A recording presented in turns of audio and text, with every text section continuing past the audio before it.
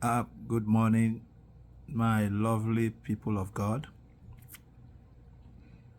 I want to read some scriptures to buttress what I have to say. And please listen carefully. I'm going to read from the book of 2 King, chapter 11, some verses. I want to read verse 2.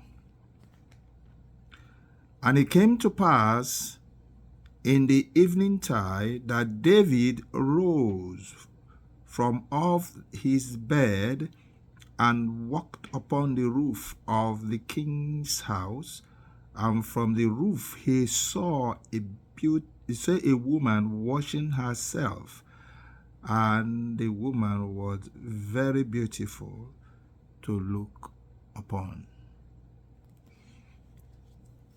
Now, David, instead of going to war, remained back home.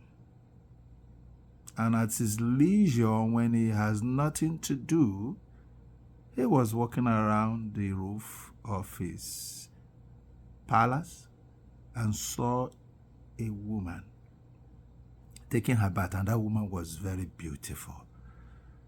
You getting my meaning? And he sent his messengers to go and find out about this woman and bring her to him. And they did. They brought the woman to him, and he slept with the woman and sent the woman back home. Now let's read verse 5. And the woman conceived and sent and told David and said, I am with a child. Whoa, what a confusion. David just wanted to have a momentary pleasure, and it came to pregnancy, the beginning of all troubles, And what did he do? He sent for Uriah, the husband, who was in the war front fighting the enemy. He sent him to come home. And when he sent him to come home, he came down, and the king asked him to go to his wife, to go to his wife. He knew what that meant, but he wouldn't go to his wife. He slept at the outside the palace where many other people are lying. He slept there. He did not go back to his wife. Let's read verse 11. Verse 11 says, And Uriah said unto David, The ark and Israel and Judah abide in tents, and my Lord Joab was a general in the army, my Lord Joab and the servants of my Lord are encamped in open field. Shall I then go to my house to eat and drink and to lie with my wife? As thou livest, and as thy soul liveth, I will not do this. Can you see what this dedicated man, who so loved his country and loved his people,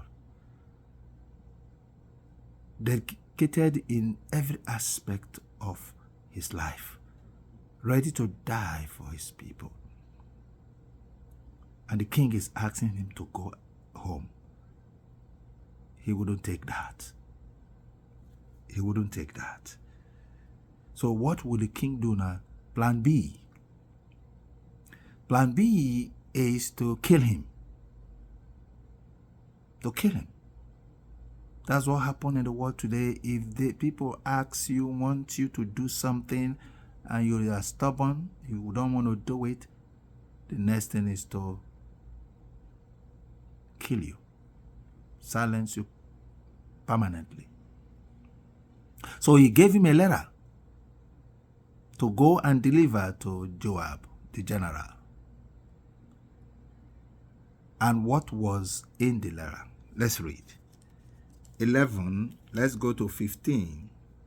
And he wrote in the letter, saying, set ye Uriah in the forefront of the hottest battle, and retire ye from him, that he may be smitten and die. They set him up. So take him there to the front, where is hottest, where there's possibility of him dying is high, was high. Okay? So he set him there and retreated so that he will be smitten. And they did smitten him. They did. And he died.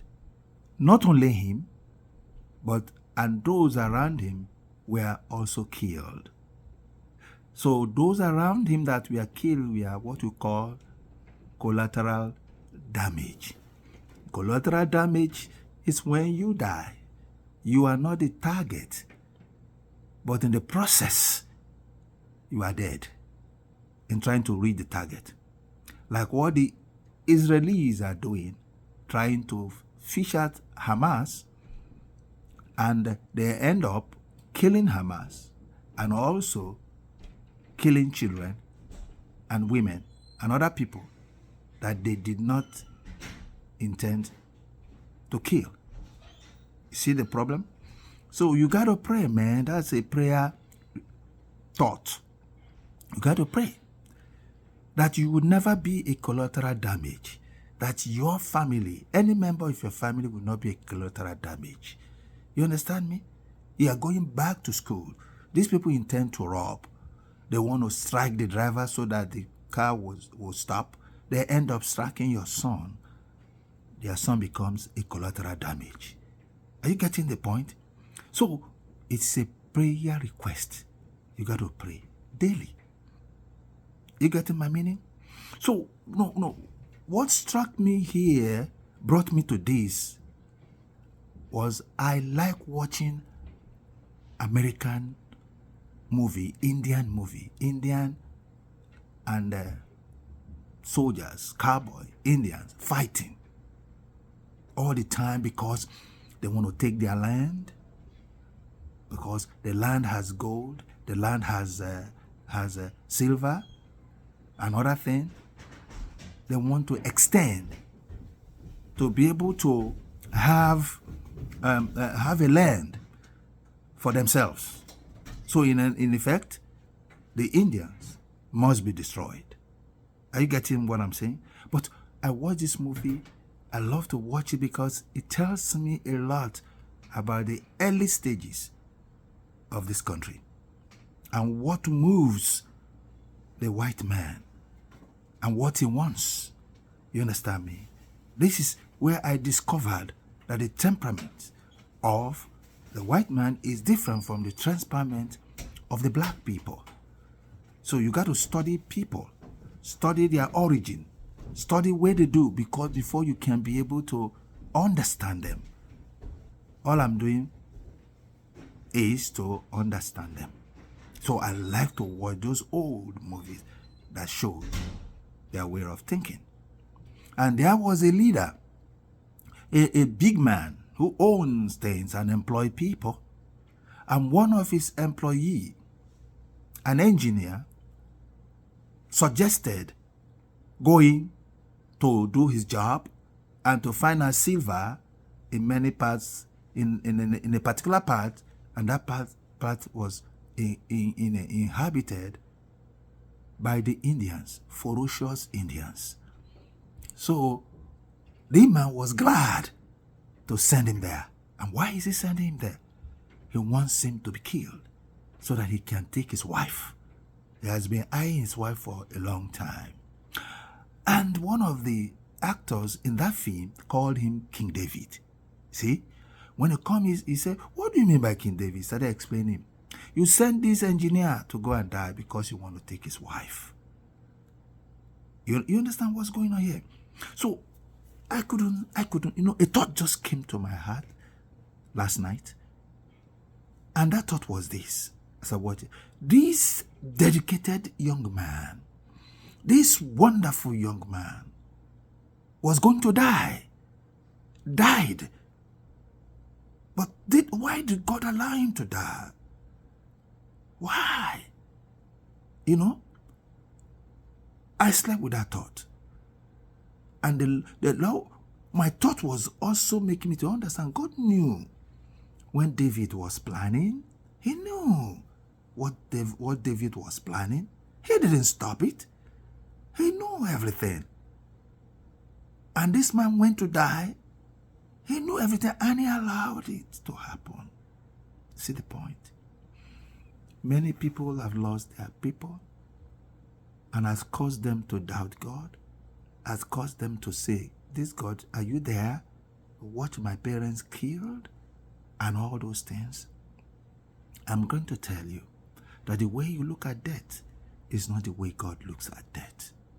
He looks at death differently. When my sister died, we were only 2. I asked God, why should that girl die? Why should he die? He gave me an analogy. He said, if your son is living in Lagos, Nigeria, and you are living in the village, okay? There's a distance between you and him. And the child comes home. Won't you love him? Wouldn't you like it to be close by to you? I said, of course. I like my son to be close by to me. I see him every day and so on. He said, yes. That is where I see that. It's a transition to another place. It's not punishment in many people. Then that clear removed the wounds from my eyes about death. You understand me? But I want to come to this young man who died. Who just died. What does it tell us? We should be ready at all time. God can take us home at any time. They come to burn churches in some part of the country, like in India, some area in Afghanistan. They destroy Christians, put bullets in their head. You understand me? God was watching. So what does that tell you? Get ready. At all times. It doesn't matter whether they catch you going to market or in the farm. You are ready to go. You are ready to be received by the Lord. That means you have to live righteous at all times. You get the meaning? That is the point of this teaching.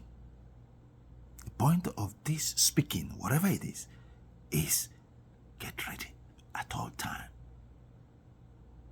He has not given us the spirit of fear. Don't be afraid. He's given us a spirit of love, power and sound mind. So at all times we should be in sound mind. You understand what I'm saying? So that is the important thing. That's what I want to bring to you this minute. Okay? So be right with God all the time. Death can come anytime. The way you see that is not the way God sees death. God bless you.